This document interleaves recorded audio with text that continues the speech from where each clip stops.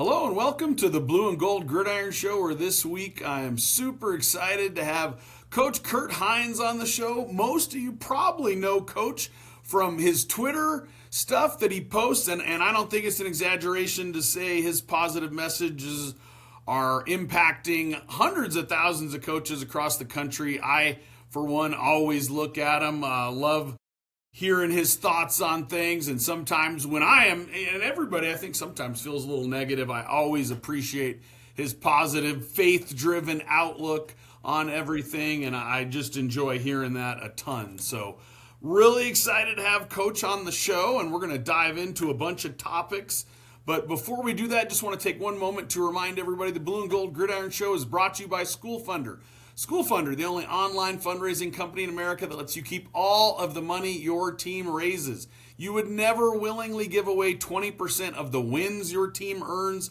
So why do coaches all across the country willingly give away 20% of their proceeds in fundraising? Call the good people at School Funder at schoolfundr.org and let them know the Blue and Gold Gridiron Show sent you, as it'll help the show. While you're helping the show, been really fortunate to have tons of great guests on, and we've gotten a lot of viewership up, but I would appreciate you liking and subscribe. Go do it right now. Push like and subscribe. It's not hard. It costs you absolutely nothing, and it'll help us reach more coaches, which is the number one goal of this show, is to reach more coaches. I will talk to a little bit about the teacher shortage across the country, but there's also a coaching shortage across the country. So our goal is to give resources out there to guys getting in the profession. There were so many people that were so willing to help me when I was a young and, quite frankly, dumb football coach that thought he knew a whole lot and did not. So we're trying to do that and help people out there as much as possible. So like I said, subscribe right now, please. That would be wonderful. Coach, one of my favorite parts of the show, and our third season here, we've kind of focused on head football interviews. We've also done a little coaches cut up corner where guys will break down their whatever concept. We just had a guy on split zone that was great. Talked about all the different ways they ran split zone in the 25 season and play actions off of it. And we've also talked about when you're taking over a program, some of the important factors in it, such as strength conditioning. We've had a couple of really good strength coaches on the show as well. So we're going to kind of attack it at that angle. But before we do, my absolute 100% favorite part of the show when I message people and have them on the show is hearing their football story. Really excited to hear yours, Coach. Walk us through a little bit of what the game's done for you in your life, and just kind of from the beginning there, tell us about your football coaching story and playing and all that. Absolutely. First of all, I appreciate you having me on, Coach. It's a blessing to connect. As you know, through social media, you see the posts and whatnot, but to see each other face to face here, I appreciate you having me on. Yeah, my football journey started in second grade. I was a chubby little kid, and back in Barrington, Rhode Island, had to play up a few weight classes, and got beat up a lot the first few years. And those are fun memories, because I remember walking out to the practice field and leaving my group of friends and then walking to the other end of the field where the bigger kids were. And I wasn't with the bigger kids because I was any better by any stretch of the imagination. I was just a little bit bigger, and more so in the belly. But I was blessed growing up to play with coaches that knew the game and loved the people they coached. And I think that's been such a cornerstone in my coaching career, is just first and foremost loving those you're blessed to coach. But we can get into that a little bit more later. Grew up in Barrington, Rhode Island, as I said. Played football through high school, and ended up going to Plymouth State College. Didn't know you were going to ask this question, but I actually have the shirt on right now. Plymouth State football in Plymouth, New Hampshire. Division III football, absolutely loved everything about it. I tell our players all the time that if you're passionate about playing the game, don't worry about the level. Don't worry about the division or the name on the jersey. If you have an opportunity to play, go out there and play. It was I played center and defensive end growing up, played tight end in college, and it was my junior year of college that I had a professor. I went to school for elementary education, And she had mentioned that there was a middle school down the road from where our college was that was looking for a volunteer football coach for a special needs flag football program.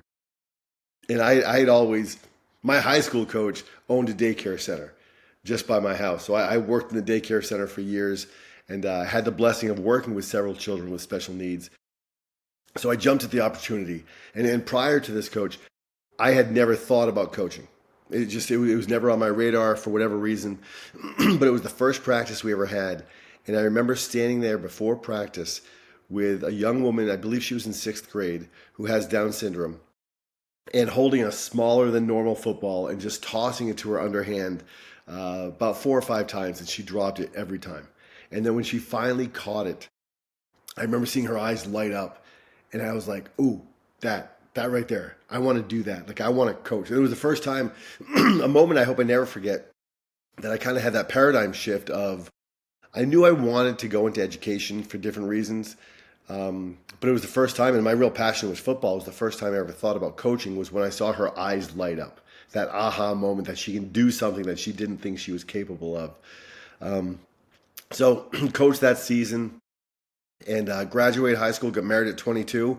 My wife and I had children very young, and we now have 4 children and 2 grandsons, a third and a fourth on the way. But got into coaching simply because I reached out to it was my 4th year teaching. I reached out to a local high school football coach and wasn't looking for a coordinator position or a paid position, just wanted to get on staff. And met with Mike Beliveau, the head coach at the time of Sauhegan High School. And he showed up to that meeting with he had texted me or called me and said, do you mind if I show up to your classroom for the interview with our manager? And I thought, all right, no, not at all. I thought it was a little odd that he would choose not to have an assistant head coach or a coordinator or someone else, but had his manager. And when he showed up with Maddie, right away, I was like, all right, God, I see what you're doing. Maddie's a young man with Down syndrome. We just spoke for about an hour, Mike Beliveau and I, and he ended up needing a freshman coach that year. So I joined the staff as the head freshman coach and did that for 7 years.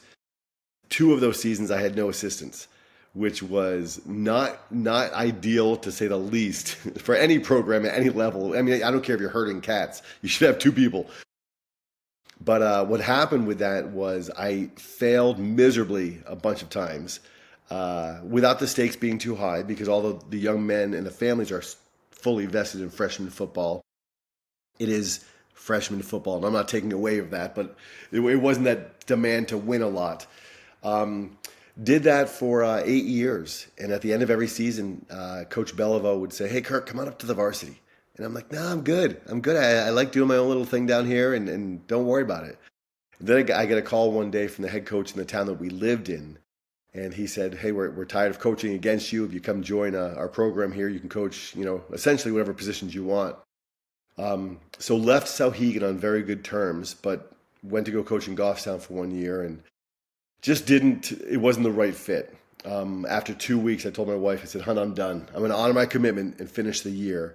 But the way the young men were being treated was not at all what I had learned my first 7 years coaching and what I wanted to do. So I finished my season there and then applied to be a head coach at Bedford High School, which is a brand new high school in Bedford, New Hampshire at the time. And got the job.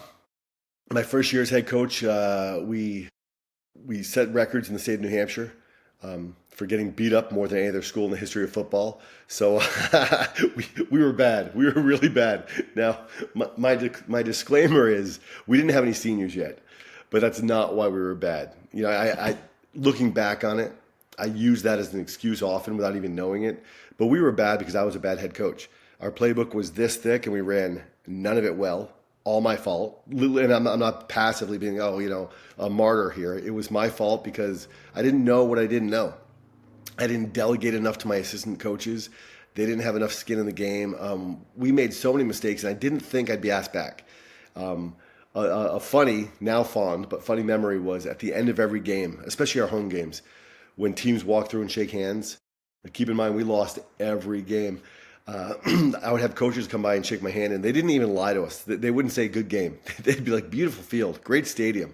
I'm like, man, we're so bad. They're not even gonna. It was a pity, they're not even gonna lie to me. But made it somehow to a second year. Won 2 games that year. Still not lighting the world on fire. And then my third year, we went to the playoffs. Bumped out right away, but we made it. And then kept growing, and through the blessing of amazing young men and coaches and families. My last 4 years as head coach there, we went to the state championship 3 out of those 4 years. Didn't win any while I was the head coach, but we made it there. Had 144 young men in the program, which for New Hampshire was huge. And I was like, this is it. This is my football home. I have no desire to go anywhere. And literally the Monday after we lost the state championship in Division I, which in New Hampshire was the highest division, our daughter called us. She had come out here to San Diego and to go to school, had gotten married to an old high school classmate, but they both moved out here to San Diego. And she called and she said she's pregnant. And I was like, yes, my heart leapt. I was like, she's pregnant. I'm going to be a grandfather. And then seconds later, I was like, no, we're moving. I knew my wife and I didn't want to be grandparents on, Skype grandparents. So we moved 11 years ago. Came out here to San Diego. I was an assistant coach at the same school where I still teach 4th grade. It's a different campus, but at Christian High School. Loved it there. I still teach 4th grade there, as I said. But I felt the call to be a head coach again, and took over at Coronado High School in San Diego 9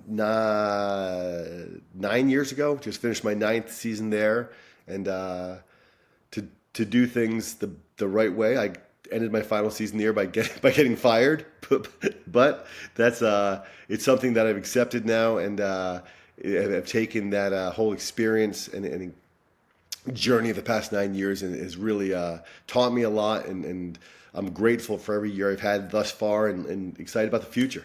So it was a long answer to your short question, so I apologize. No, I enjoyed absolutely every second of that, Coach. One of the favorite parts of seeing some of the stuff you post is talking about the impact we can have as coaches. And I fail every day, and there's some times I'll be too sarcastic or this, and I try to get better about that. But I thought about that a few years back. My dad went to his 50th high school reunion, and his freshman offensive line coach, my dad was fortunate. He was a much better player than I played at Arizona State, and I was, as I've told people, 4th team all cul-de-sac. But anyhow, he went up and saw his freshman line coach, who was 92 at the time. Oh, I love it. And he turned around, and I mean, my dad's 67 years old at his 50th reunion, or 68 or whatever it was. Turns around and goes, Randy, and gives him a big hug. And I was like, that's just, wow. That's it, yeah. Yeah, that's really cool stuff. So thank you for sharing that, Coach. I appreciate it. And like I said, I enjoy seeing everything you get out there. But we've talked about coaches taking over new programs, which is obviously something you have a lot of experience with. It's a hard thing because each program's different. There's similarities in how you do things and how you go about things, but I think and I've talked about this, coaches can be good fits one place and not great fits another place, and I think that's important for coaches when they're making that leap to understand. But when a coach takes over a new program, what do you think are some of the most important things he has to do right off the bat? Yeah, great question. For me, and this word, I know I'm preaching to the choir, and probably your audience as well, gets thrown around maybe too much, but culture. I think some of the mistakes that many of us make is we go in there and we try to establish our culture right away, which I don't think is a bad thing. I think we do need to bring our passion, our fire, what we do right. That's why we got the job. But I think we miss the mark sometimes where we don't slow down a little bit. And this is a big thing I need to work on. Slow down and meet with the administration. If you're taking over a program and you are keeping any coaches on staff that had been on staff previously, talking to the players and the boosters, find out what the school's culture has been. Because I think sometimes we miss the mark and we assume that we've got to go in there and just change everything. And sometimes there are pieces and parts of that culture, even if they haven't had a winning culture on the scoreboard, sometimes there are things that they've done with that program that you'd be foolish to let go of. When I took over at Coronado, one of the things I found out, and I was less foolish then, was that there was a young man that passed away on from our program years before I got there. But there was a memorial at the end of one of our end zones, and his name's Adrian Tafasau. And I reached out to his family, and I asked his brother Jeffrey, who'd played there also, his younger brother, asked him if he would come and speak at our team meal every Thursday before that game that we have, which they call the Battle of the Strand between Coronado and Mar Vista, that has a trophy that goes back in the honor of his brother to go back and forth. So I think what you need to do, and I could go on and on about that family and how amazing they are, but I think what we need to do is establish culture. But before we, once again, share ours, find out what is part of the culture that you need to eliminate and say, hey, listen, that tearing down young men, this is not the Marines, that breaking their spirit, that, whatever it may be. Sometimes there are toxic traits to a culture that have been there. Get rid of those and be very clear about why and how you're getting rid of those. And then hold on to part of a culture that's been there for however many years and pour into that and continue to build that. And I think once coaches have done that, then we need to go in with a very clearly defined why. And I talk about that often. What is our why as a coach? What is our why for taking over this particular program? What is our goal, and what is our responsibility? And I can summarize this, very quickly. We can dive into it deeper if you want to later. I personally believe that every coach's responsibility is to bless, serve, and empower those they're blessed to coach. And if we are the head coach, all that means is we have a greater responsibility to bless, serve, and empower those we coach with as well. And we need to make sure that everyone in our program, from the newest and youngest coach to the young man or young woman that may film some of the games, whatever position they have in our program, to make sure that they know that I'm here for you, that it is my job to serve you, that if you ever feel like you're being stretched too thin or not utilized enough, communicate that with me so I can help kind of navigate through that and take a little off your plate, or teach you and help mentor you to manage that responsibility better, or to add more to your plate if you feel like you're not being utilized enough. I love that answer. I have never been a jumping jack guy. When I got here, we have a tradition, Badger Jacks. We do it at the town in Prescott's Town Square. You should look it up. It's like what the quintessential downtown square of a small town that you think of and it's awesome. And on Thursday nights we do Badger Jacks before our home games, and Friday night after the game we do Badger Jacks, and we kept that. And even though I've never been a jumping jack guy, the tie in between the people that it really legitimately still means something to that played here previously is a big part of why we keep it, because it ties the past into the future, and I think that's a cool thing. We also have a couple of awards we give, the Craig Steinbrink Award, a young man that passed away long before I was here, and one of the 19 hot shots was the Clayton Whitted Award we give out every year, was a former Badger as well. So I think that's really all good stuff there, Coach. Obviously, I think the weight room is a big part of building your culture there, and I know you are kind of a weight room guy. I love, you've talked about that, kind of get in there lifting with the kids and those type of things. So the question is, do you run your own weight program? And if so, how do you go about establishing that? What are some important factors in that?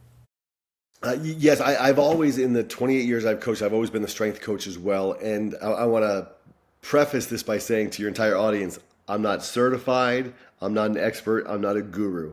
In anything in life, I'm just passionate. And over my 28 years, I think any of us, whether it's talking about being a father, a grandfather, a parent, a business owner, whatever it is, you achieve success by facing failures and owning them and moving on. So I've made a lot of mistakes and will continue to.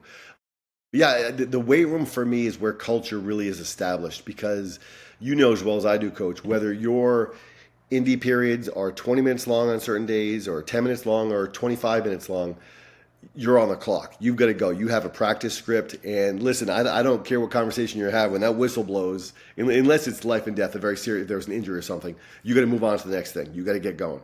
In the weight room, and especially because, it depends on the size of the school, obviously. So when we were in New Hampshire, Our weight room with 144 young men in our program, even with a lot of multi-sport athletes, we were averaging about 50 to 60 young men in the weight room, which is a lot. And unless you have a Texas-sized weight room where you can have those numbers. But I think with that, by lifting with the young men and young women, you get to choose it and say, hey, John, I'm going to work out with you today. And you can see the young men, whether a senior or a freshman, anywhere in between, their eyes light up a little bit and you're lifting with them. And you get to have a little bit deeper conversations and talk to them about things that aren't even related to football, life and their family and school and girlfriends, whatever it may be. I think it's paramount for coaches to be in there. I loved my high school coaches. I still talk to some of them to this day, but I only saw them 3.5 months out of the year. When it wasn't football season, I'd pass by them driving, around town, but that was it. So I think it's important for coaches to be in there as much as they can. And as far as running the weight room, we do a 3-day split. I think it's important, especially now more than ever, with so many, and I'm not knocking the individuals, but just the industry of guru trainers. You have young men that are being pulled in every direction, and I think we need to meet them where they are and their families and say, hey, listen, and I'm not saying this is the way, but the way we've done it is 3 days a week, which allows you great rest and recovery time. And it allows you time if you want to go with your personal trainer. Here's your calendar. We put it out really early in advance. Schedule your individual training times outside of our team times, because that's when you really want to lift with your teammates and train with them. And the example I use is, I mentioned, I think it was off camera, coach, but I played Division III college football, or maybe I mentioned on camera. I was good. I wasn't great. I was good for Division III. And what's great about that is when I got into the college weight room, I realized that I was not a big man on campus anymore. That I was just one of many, many, many athletes who had to compete to get better. And the whole adage, competition breeds success, for me, that applies to every aspect of life. And I think when you train with your team, when teammates train with their teammates, when coaches are in there, it adds that element of, hey, if I'm not adding a few extra plates every so often, even if they're 2.5 plates or 5-pound plates to my squat or deadlift or clean or whatever it may be, there's going to be someone else who takes my spot. So I think it's important to train together, to give, as I mentioned, that training split, time for them to train on their own or with personal trainers, and rest and recovery ideally. And then, as far as the actual lifts, and we can get as deep as you want into that, but I'm a huge believer of, KISS, just keep it simple, stupid. I think all too often we fall victim of seeing things online, all these new little training techniques, and some of them are amazing. A lot of them are not. But I'm a big believer in squats, cleans, deadlifts, snatch, some of the Olympic lifts. And the last thing I'll say on this before I keep talking too much is, I'm not personally a fan of 1-rep maxes. And I know that's not a popular opinion. I personally don't think the risk to reward ratio is there. And our players don't like it, and they'll often post 1-rep maxes when they're training on their own. And I'll praise them for it and just remind them about their form or whatever it may be. But we do 2-rep maxes for that reason, to try to keep it functional and get our ego out of the lifts and make sure that we're training in a way that's going to make us better athletes, not just stronger weight room or gym rats. Coach, I love that. We actually do 4-rep maxes, and one of the reasons I like 4-rep maxes is everybody's going to experience some level of success. Maybe they hit 3, and then those guys cheering them as they're getting 3, even if they don't get 4, I think is a moment. And I think part of our job as high school coaches is to create moments for kids. I've had some guys ask, and you have a playoff speech you gave right before about, playoff games are like getting backed into the corner. You got to fight your way out. And I've had some coaches ask me, because I get a little bit fired up before the ball game, and I'll give some speeches or whatever. And he goes, do you think that helps you in the game? Absolutely not. Not even one bit. But I think it's a moment they'll remember. And I've had players say, hey, I used to enjoy that or whatever. And that's the only reason I think there is some value in it, is because you're creating a moment. Yeah, it's funny, Coach, if I can add just really quickly. Right after I lost a job in Coronado, I was overwhelmed with the support from family and friends, here in San Diego and back in New Hampshire, and players I coached. I had several players reach out, quite a few that I'd coached 28 years ago. which for me in itself, I was like, dang, what a testament, not to me, but to the relationships that we, the young men and I, built. But one of them, Nick Chacos, I don't know if he'll ever listen to this, but asked if we could talk. He's married now with 3 kids of his own, and he's living in the Midwest somewhere. And he's like, Coach, do you remember that Conval game? And I was like, yeah, I do. And as I was saying yes, I was on the phone with him. I'm thinking to myself, yeah, his senior year we played up there, but I didn't remember a lot about it. He's like, do you remember that pregame speech you gave? I said, Nick, I don't. He's like, oh my gosh, so-and-so, and I talk about it all the time and stuff. And you're absolutely right. I love what you said, Coach. It didn't help us gain a single yard, let alone win the game.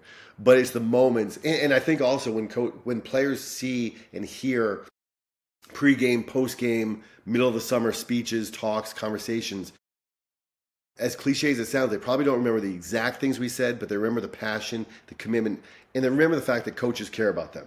And they remember the fact, if we're being transparent, that it's not about us, it never will be, but that we have that fire, that passion to give our all to them. And I think that carries over to the field. I think that's 100% there. This next question, I think with your background doing 8 years as a freshman coach, maybe I'm wrong, maybe I'm right, that might be where you go with this, but you've gotten a new job, you're taking over a program. What are the most important roles on the staff? This has been an answer, it's been all over the place. I've had offensive guys say, I want a defensive guy. I've had skill guys say, I want a line coach. I've said a lot of guys say they're freshman coach. What do you think are the most important? You don't have to just say one, 2 or 3 that you think are the most important roles to fill. Yeah, I love this question. I haven't been asked this question before, actually. And I'll be curious to hear your response as to whether or not you've heard this answer before. It completely depends on who you are. And what I mean by that is, I think, the old adage, if you're the smartest person in the room, you're in the wrong room. Well, 54 years, I've never been the smartest person in the room. I could be alone in the dang room. I'm not the smartest person in that room. But I'm an offensive guy. So I think for me, defense, that also being said, I'm not very techie at all. So I need to make sure that I not only find someone that I can hire for the staff in that role, whether it's huddle film or printing out practice plans or pregame scripts, whatever it is, and not just find someone that's good at it, but find someone that's passionate about it. Because there are certain coaches. I had 2 in our staff at Coronado, one a retired naval captain and one gentleman who's retired from the FBI, both a lot smarter than me, who loved the analytics. They loved to do that stuff. So I think finding out what our strengths and being humble and being honest with ourselves and saying, hey, I know I'm really good at this, this, and this, but man, these things, I'm not crazy about them. I'm not good with them. And realizing that if I'm the smartest person on the staff, I'm not doing it right. My ego is dictating who I hire. And I changed my whole hiring process several years ago. But when I look for a coach for our staff, the first thing I look for, and when I meet with them the first time, we don't talk X's and O's at all. And it's so different for the coaches. And usually they keep on wanting to bring that conversation back to football. But I want to get to know what drives them, what makes them tick, what gets them out of bed in the morning, what they're most proud of in their lives, their greatest successes, and if they're willing to share their greatest struggles. I was looking for an offensive line coach, let's call it 5 years ago, and I put something out on Twitter. Got a response from a gentleman locally here, and obviously I will not say his name, but he had coached for like 30 some odd years, coached at the college level, high school level, had been a head coach, and it had always done offensive and defensive line. And I remember getting his email or private message, it was on Twitter, thinking, all right, God, like, let's go. Like, how easy was that? Like, I set up the meeting to meet with him. My first meeting, as I said, is about 25, 30 minutes long. And I do set a timer on my phone because I want to respect their time, but I just want to get to know them.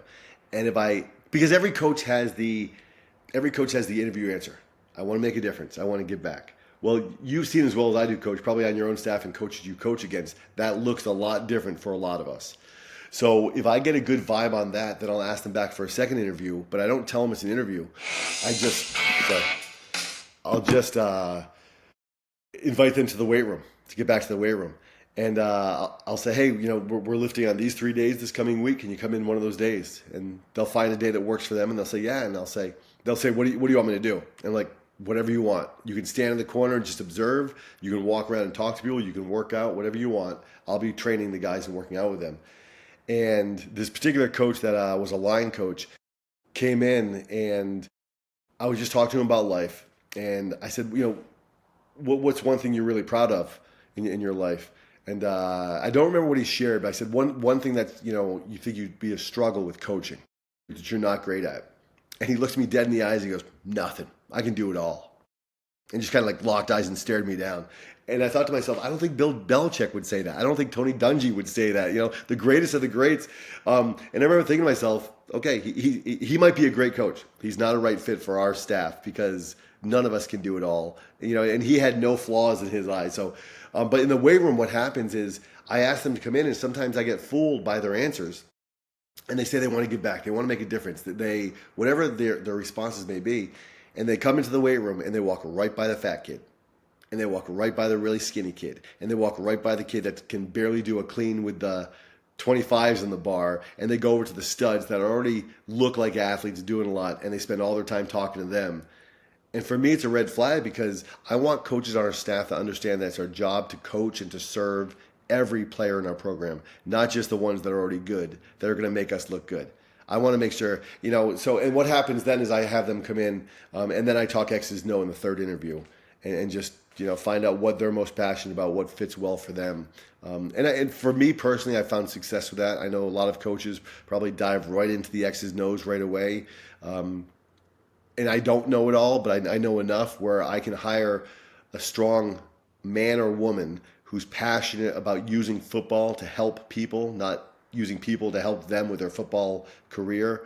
And I can help teach them how I want to teach tackling drills, how to have our defensive backs take their read steps and pre-snap alignment, whatever it may be.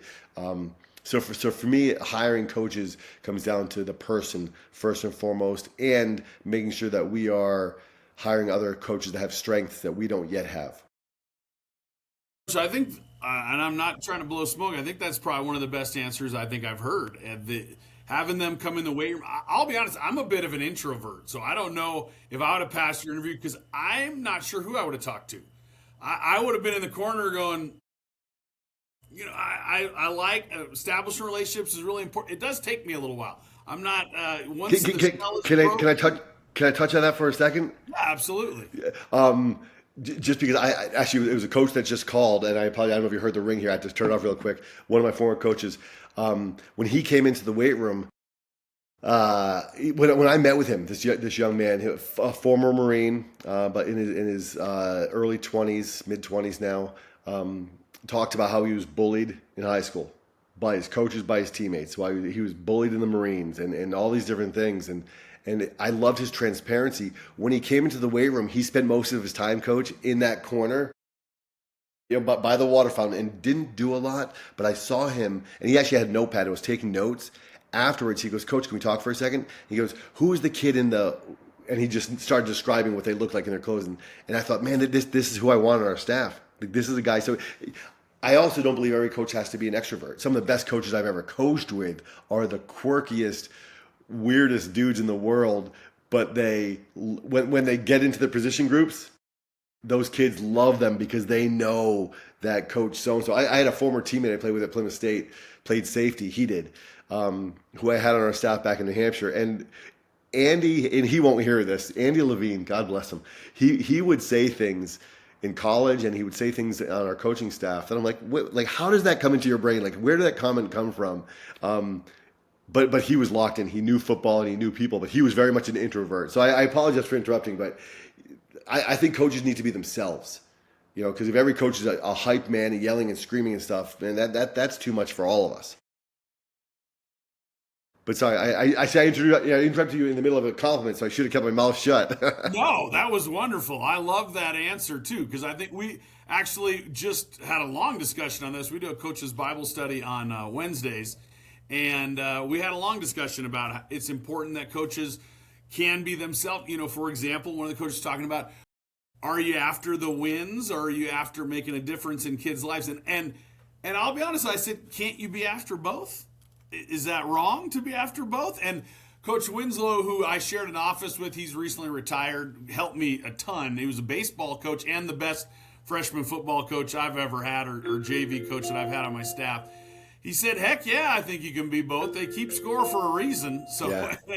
I think that's important. I think people. The other thing is I think you can make a difference with more kids if you have a little more success and those type of things. And we're still after that, obviously. But this next one I've been excited with since I knew you were going to come on, Coach. How do you go about teaching character in your program? Yeah, great question. 2-word answer. Model it. Model it.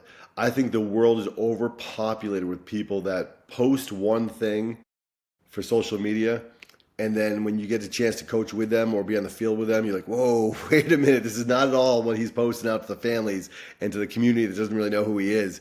I think all too often we preach character and we talk to our players about controlling the controllables.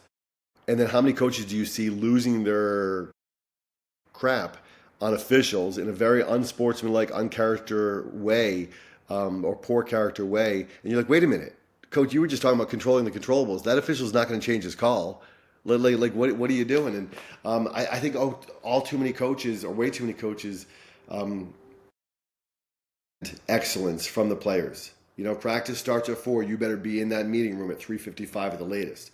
But then you have some coaches that stroll out to practice late, and they're like, "Oh, where's my clipboard? Where's this and that?" And, I personally hate. It's a strong word, but I hate when coaches are coaching on the field without a whistle. Every so often, when I hear someone go whistle, I'm like, "Wait, is yours broken?" Like, "Oh, I forgot it in the car." Coach, go get it. I'll take your group right now. Go, and I don't embarrass them and say it in front of the players or whatever. I'll pull them aside. And I do have preseason meetings with the staff saying, "Listen, don't ever coach without a whistle." I'm not talking about in the weight room or in the classroom, but and that's a little thing. But I think the best way to teach character is to model it first and foremost. And I think a lot of that goes down to balance.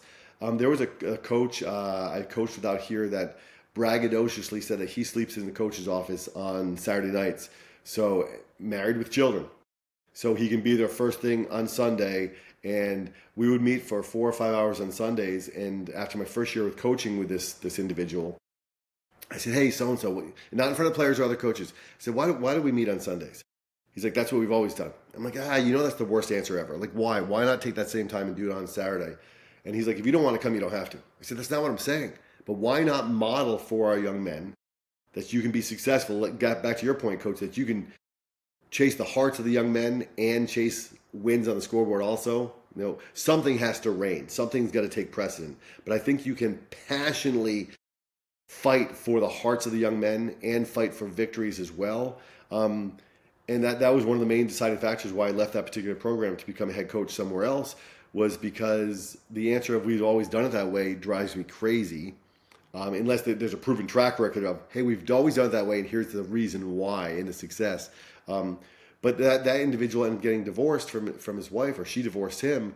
And I don't take joy in that for anyone. But I think we talk about, hey, we're going to help raise better young men and young women to be successful out in society. Well, great, pump the brakes.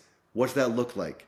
Because if it's just about making money, that's not what I view as success. If it's just winning games, but not helping someone navigate through divorced parents, a young man who's suicidal, a young woman who, got pregnant at the age of 14 and she saw herself playing college, fill in the blank, basketball, whatever it was, then we're fooling ourselves. So I think, and it's not easy, but we have to model what that looks like every single moment.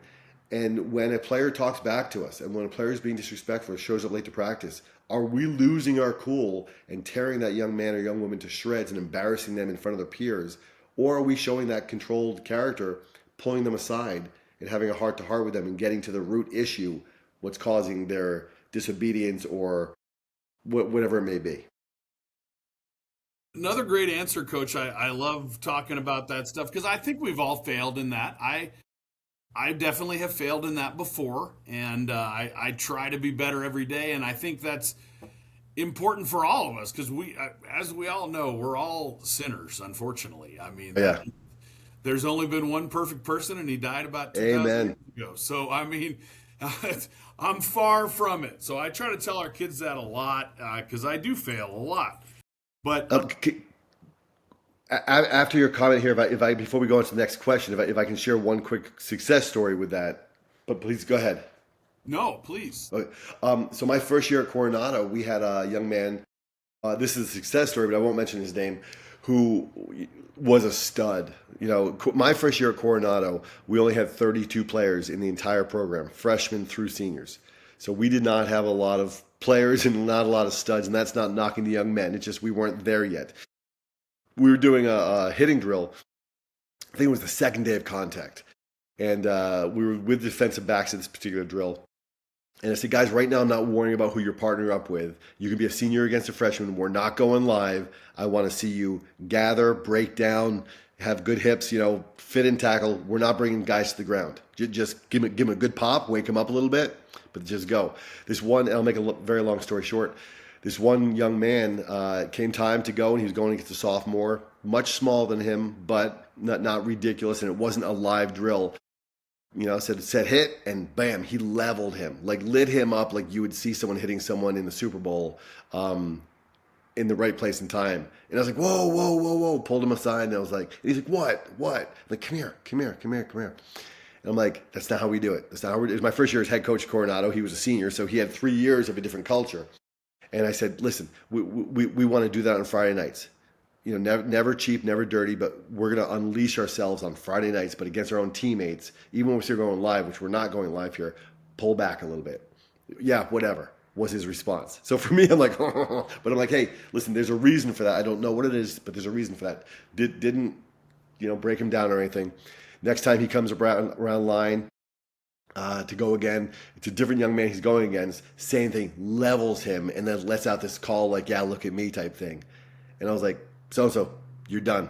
Goodbye. And I said, I'll talk to you tomorrow. So I just said, off practice, you're off the field for now. So he starts walking off, and he just holds up his middle finger and then screams, F you to me. And I'm like, whoa, come here for a second. And he just kept walking. I'm like, called his name. I'm like, come here, please. Just kept walking. So I started walking towards him, thinking if I ran towards him, he could think it was a heated thing or threatened, whatever. So he kept walking with his finger high in the air. And I said, so-and-so, if you take one more step off that field, you're done. You'll never play here again. And that was a mistake I made because I said that very loud publicly. And I thought to myself, now I've just, getting back to your mention about the video, I painted or backed myself into a corner. How do I save face? Not let my pride get in the way. But he kept going with his finger, letting me know I was number one, held high in the air. So that was it. Emailed his mother that night, asked he and his mother to come in. And prefaced the email by saying, so-and-so is never playing again for us. Never. But I do want to meet with you. And they came in the next day, and I had my assistant head coach there for that meeting and talked to them why. And he just didn't like it. Just, well, you need me. I said, you're right. We need you. You are a stud. We need you. But that's not what we're building here. I'm sorry it ended this way, but you're not playing. If you want to be part of the program in any other capacity, let me know. He didn't. End of story. Didn't see him again for about 3 or 4 years. Fast forward to COVID year, we're going across our practice field across the street because there was a game being played on the varsity field, and I see a bunch of young men playing basketball, and this young man that kicked off the team had put on about 40 pounds of solid muscle, and he was not small to begin with, and I hear, Coach Hines, and I look over, I'm like, oh, that's so-and-so. So like, Coach Hines, so I start walking towards him. As we get 15 yards from each other, he starts doing this. And puts his arms out, get closer. He gave me the biggest hug, had about a 20-minute conversation after practice. I said, hey, we got practice going on here. But he stuck around, watched the whole practice. He was, Coach, you did me the biggest favor. And he was glowing, Coach. He's like, I have a job now. I have a car. I went to community college. And he said, and this is not true, he gave me too much credit, but he said, all because of you. And I looked at him. He goes, Coach, I'd always been that prick. I'd always been that kid that did whatever I wanted and got away with it. He goes, Coach, I would come to practice once or twice a week and still start on Friday nights because Coach so-and-so that I took over for, because he allowed it and I needed it. He goes, Coach, I was on a fast track to I don't know where, but he's like, you held me accountable and you met with my mother and I had texted him several times after with no response at all after I'd kicked him off the team. And the reason I share that story is because I think we can hold the standards to a certain level. And it goes back to your conversation with you mentioned your freshman coach also said, yeah, you can do both. And say, hey, this is who we are. No matter what, we're going to hold this level of excellence. And if you want to be part of it, we're not looking for perfection, but you need to try to meet that and match that. And if not, then this may not be the program for you. And because I didn't cave into his athleticism and the fact that he would have helped us to win a lot of games, and maybe we wouldn't have lost, all the games we did that first year. But I held him to a standard and didn't give up on him. I think for me, it's a reminder and a testament that we can make those tough choices as coaches and still doing it in a loving way where we're not giving up on young men. Because when I kicked him off the team, when I tell you I was crying like a 13-year-old schoolgirl in the coach's office afterwards, I was crying. I was devastated. But it ended up being the right thing to do because I feel like I put not my ego first and not the team's wins first, but I put our standard of who we were trying to be first as a program. Absolutely, coach, and that's such a testament the impact that made on him because if you get gotten away with a thing for so long, then you think you're always going to do that, and the world's probably not going to let you get away with that forever. At some point, it's going to be time to pay the piper there. But, Coach, I've talked about I love all your messages on Twitter, X, whatever it's called now. But when did you decide to start doing that? Back about 11 years ago, my wife, so I teach at elementary school. I paint murals. I've done that for years. Art was my minor. I love football, but there's nothing with Twitter when it first came out. It was easy for me to post things about teaching or my artwork on Facebook and Instagram. And my wife was like, "Get on Twitter." I'm like, "Nah, no, like why? That's." And at that time they didn't even allow videos yet. I think it was just straight out tweets and words or whatever. But she's like, "Well, get on there and follow some of the guys that do New Hampshire football." So you can, because I was always calling my wife after games, especially away games, saying, "Hey, who won this game and who won that game?" Trying to find out standings. So I got on Twitter to follow some reporters, and then there was a coach years ago that I tweeted something out. I don't remember what it was, and he must have just like cut and pasted my tweet. Like he didn't quote tweet it or whatever. And I'm like, man, that kind of sucks, So I was like, maybe I'll do a video. Like he can't steal that. He can steal the idea, but at least it'll be my video. Don't remember what my first video was, but it resonated with a good number of people. And it's just something where full transparency, coach, and I'm not proud of this at all, but full transparency. I used to do videos where I would take 4, 5, 6, 7 takes until I felt it was just right and post it.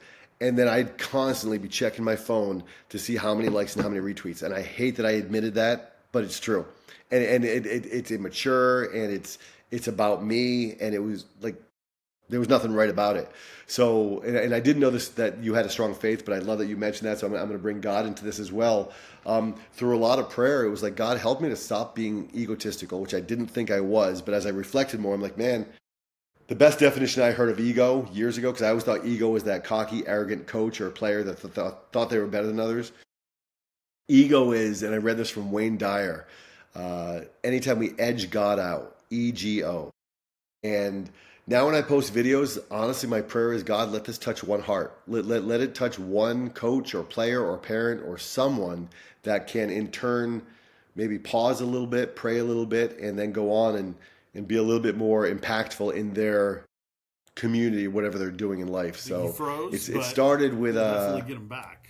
My ego getting in the way and wanting a lot of likes and things like that. And now it's been a full circle and growth of trying to put things out there that just make a difference in the world.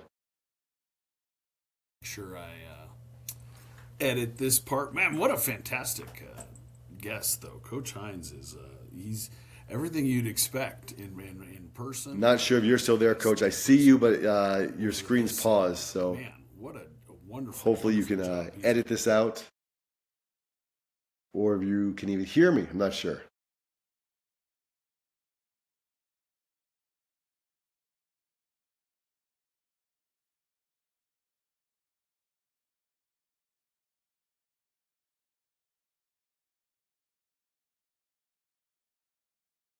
I got your back. There you are. Yeah. Do you see me and hear me?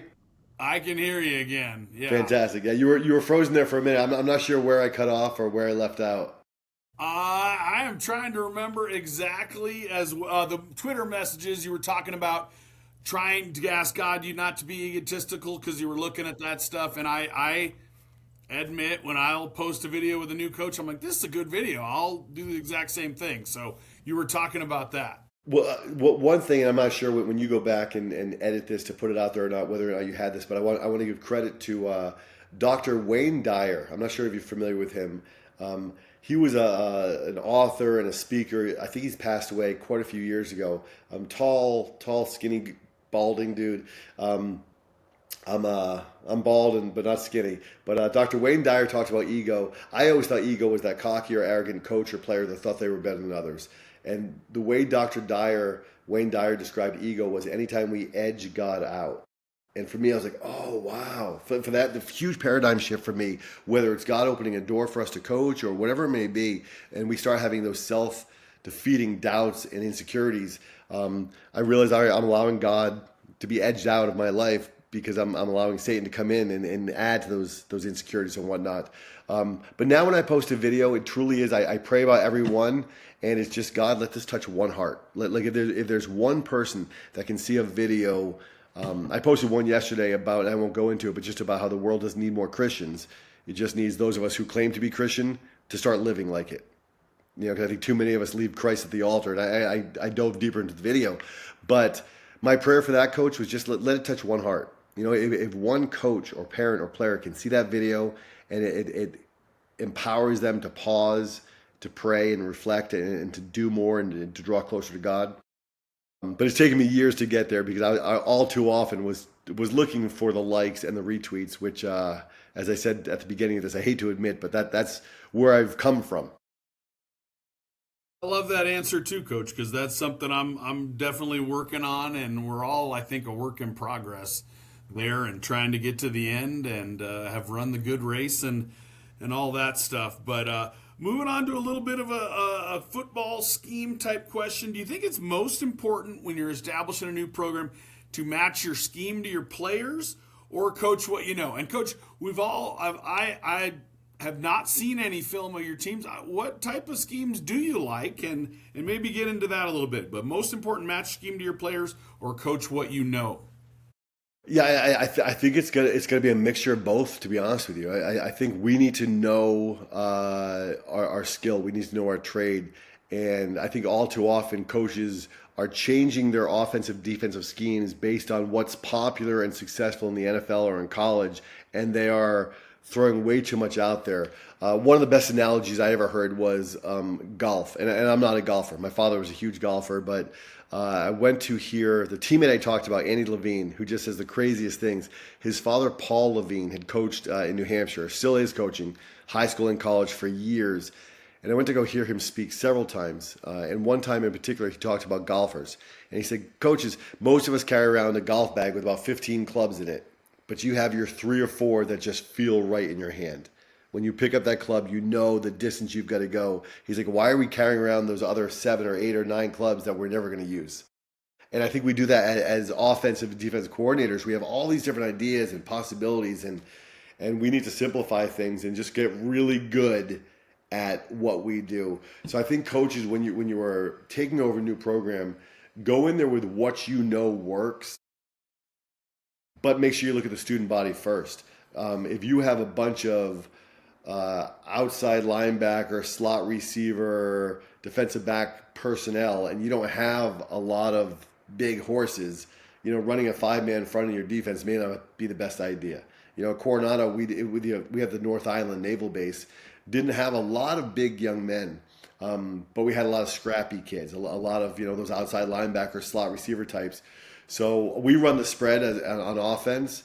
And I had an assistant coach one time that goes, Coach, I'm going to be honest with you. I said, great, Pete, be honest. He goes, I don't like the spread. I'm like, great, tell me why. He goes, well, I like smash mouth football. I said, well, you don't understand the spread then. I said, you can be just as much smash mouth football and go 12 personnel or 22 personnel or whatever it may be and be smash mouth football and run downhill. It's just spreading out the defense. I think you've got to find out what your skill set is, put your athletes in the best position to succeed, and then go from there. This past season, we had a semi-successful season win-loss record. We made the playoffs, got bounced out right away. We were 6-4, so not a great season, but it was okay. Our quarterback, who's an amazing young man, great arm, and amazing football IQ, was not a really He wasn't a running threat at the least, to say it that way. Not at the least. So I had to change up our offense a little bit and change some packages where, we would typically run certain QB counters out of certain looks, where I just say, listen, we're just going to tweak it a little bit and give the ball here to our running back. Everything else is going to be blocked the same essentially, and do something a little bit different with the quarterback on, rolling out away from the play side.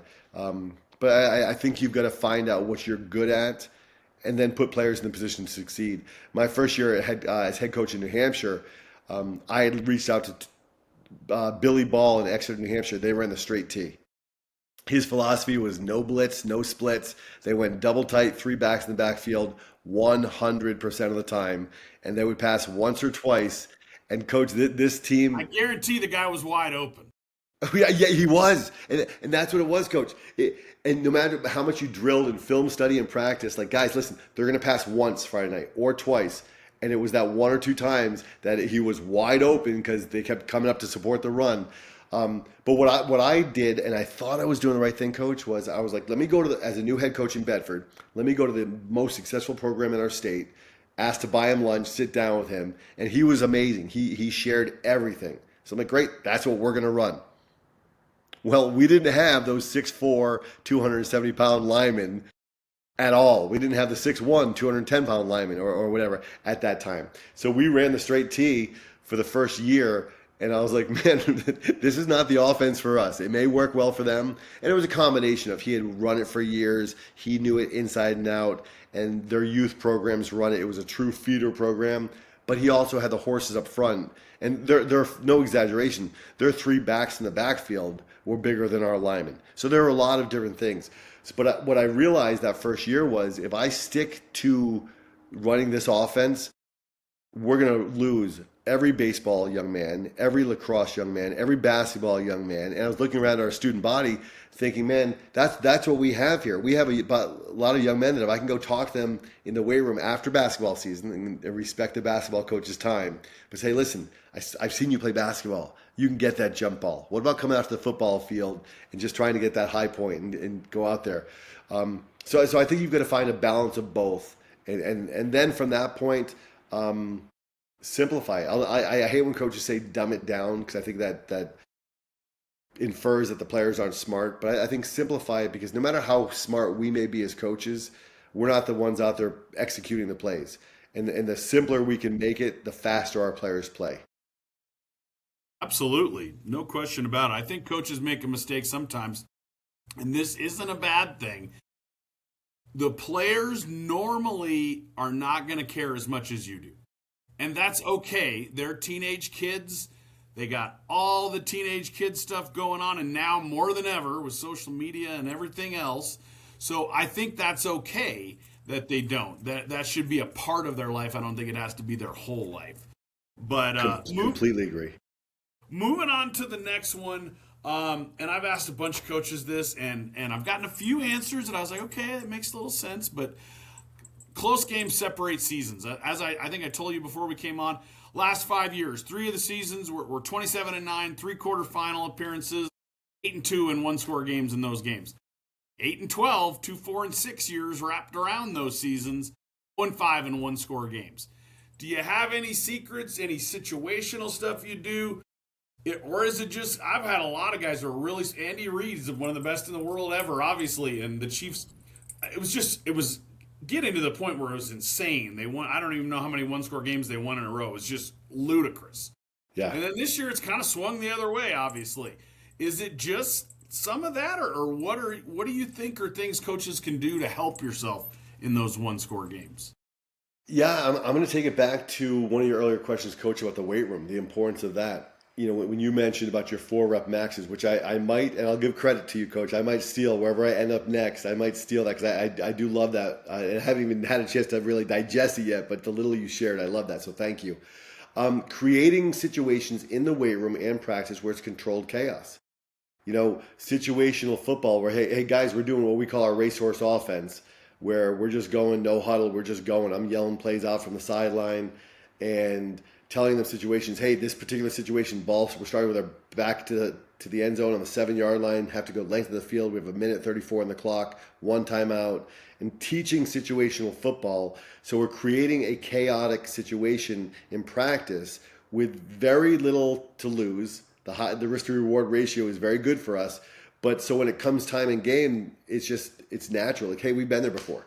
We don't even think about it. And the analogy I use with our players often is, and I'll look down first to make sure they're all tied. But how many of you guys tied your cleats today? All hands will go up because I'll make sure I'll actually go around to a young man if I know I'm going to share something like this. Like, hey, tie your cleats. And then later on in practice, I'll be, how many of you, tied your cleats? Every hand goes up. How many of you thought about tying your cleats?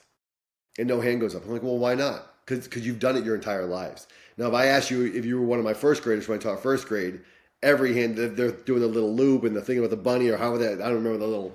First grader. I did the bunny ears. Yeah, the bunny ears. Down all right, I got you. Down the hole, whatever it may be. But, teaching them that, hey, our job as coaches is to create, and still make it fun for you, but create chaos in practice.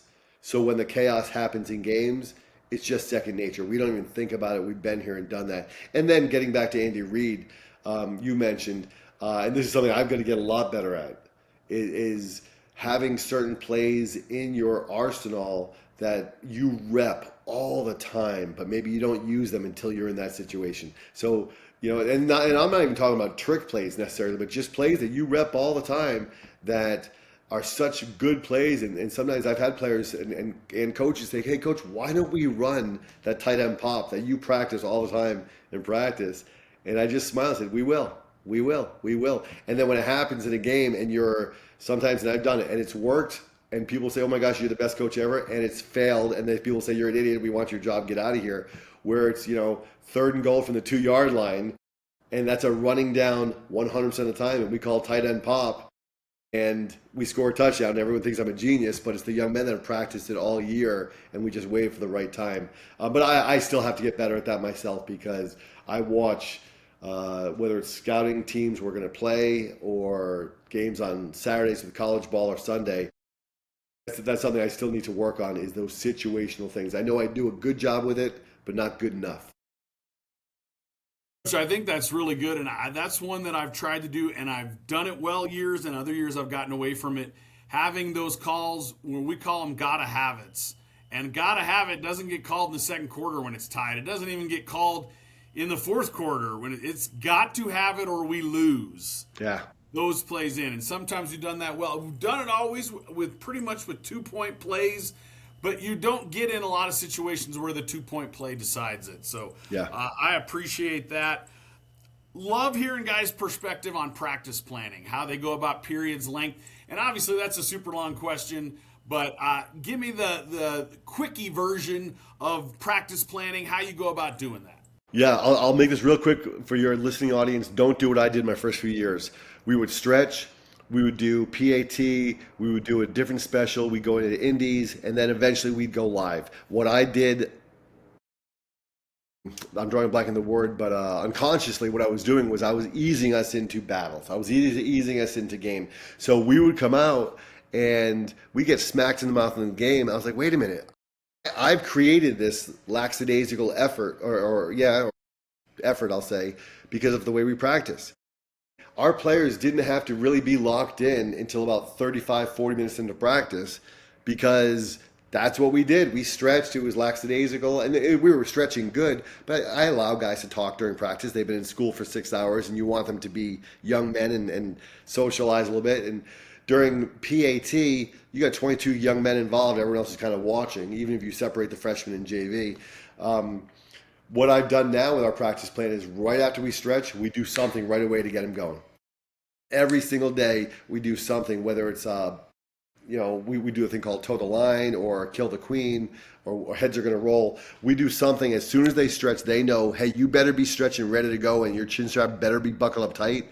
Because right away, we're going to goal line situation. We're doing something that is going to require your absolute best right away. And we noticed a huge change in that. And those periods, Coach, sometimes, more often than not, are 5 minutes or less.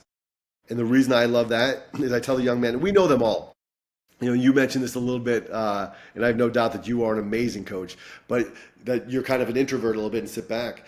I tell our players all the time, listen, if that is who you are, that's not a bad thing. You can be an introvert in life and be very, very successful. However, understand that your opportunity to get a snap or a rep in, this drill might only last 3 or 5 minutes. So don't wait until you're comfortable. You better jump at that chance. And I've seen a good number of introverts, not all of them, but kind of come out of their shell a little bit saying, listen, I'm the third string running back. If I wait for the fifth rep, coach might blow the whistle and we might be moving on to something else. So our practice plan is stretch.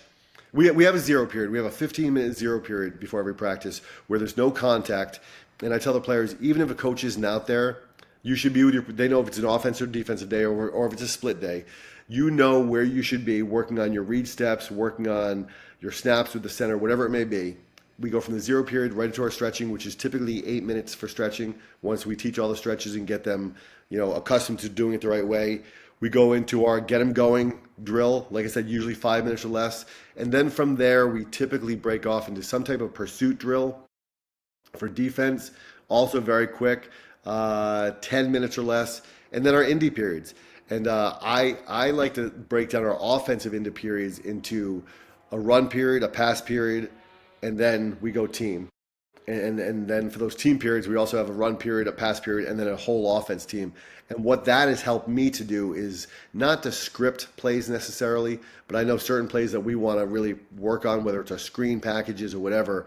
So I know I don't get lost in the emotions because I get too emotional sometimes, and I yell and scream all the time. It's never derogatory, never breaking someone down, but I'm very emotional on the field, very animated. So having a very clear scripted practice plan helps keep me in check. And as far as skin in the game, I always give our team managers, I give them a copy of every practice schedule, and I ask them to set an alarm on their phone 1 minute before every new change so they can come over and tap me on the shoulder, or they can yell across the field, Coach Hines, 1 minute, and then we know we're going to wrap up. So our practices, I try to make them real fast, real efficient, real quick whistles also to save that, you want them to feel like the chains have been let off come Friday nights and to keep them safe. That's a really good answer because I had done that and I kind of got away from that a little because I was always worried about I want to get our horses to the gate. You don't want to lose somebody in practice, and I think that's a definite good way to go about it because getting them going right away. We had a group a few years ago, it was a great team. We made the quarterfinals back-to-back years. They were like a boxer, man. They were like, I'm going to let these guys punch me. They're going to land. It was like we had to get there. Oh, okay. Yeah. All right, now let's get going a little bit. And I was like, can we stop letting them punch us? And we usually came back. That team won a lot of games. The stat or something is wild. The team that scores first wins most high school games. Not with that group. We were down 7-0 frequently. That's awesome. But they always found a way to kind of battle back into it. But and that goes, and you know this, Coach, but that goes to you and your staff and the culture that you obviously have created where there's not that defeatist mentality of, hey, there are certain players, teams, individuals who thrive in those situations. That group liked it. I would love to take some credit, but they were salty. They were tough kids. They liked competing and they liked getting somebody's best shot and going back after them. But thank you for that, Coach. Coach, you talked about this a ton, and one of the things that I don't think that if I was not a head coach again, I would have trouble with. Early in my career, I worked with some great guys. They were wonderful guys. I don't think, but some of them come from the college ranks. I have a 12-year-old and a 6-year-old now.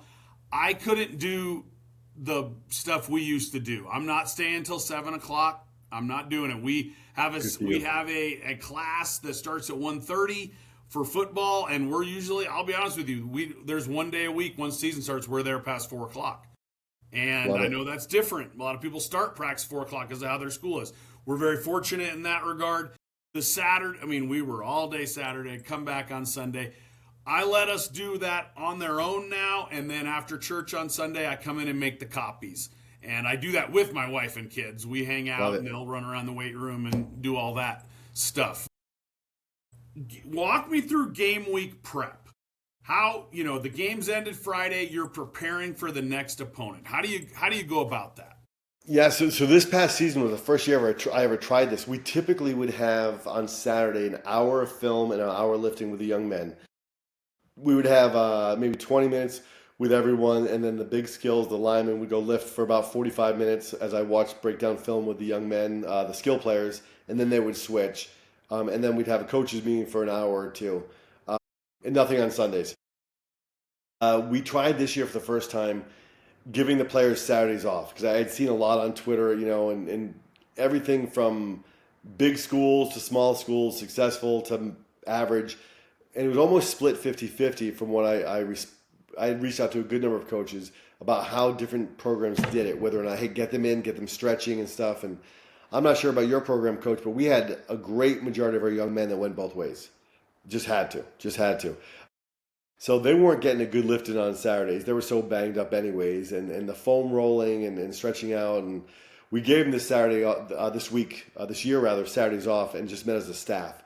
We'd come in, meet as a staff for about 2 hours. And then Sundays, and I'm going to continue this, if I end up at another school as a head coach somewhere else again, I want our coaches, whether they're married with children or not, whether they're empty nesters or not even dating someone, to have balance in their lives, because I think that's where burnout happens. You said it perfectly, Coach. Our young men, no matter how passionate they are, the great majority of them will not care as much as we do. And that's not a knock on them, and that's not saying, oh, we care so much. It's just we're grown men. Those are young men, still children, but young men. So our game planning really starts that Saturday as a staff, as we start breaking down and looking at film together of the upcoming opponent.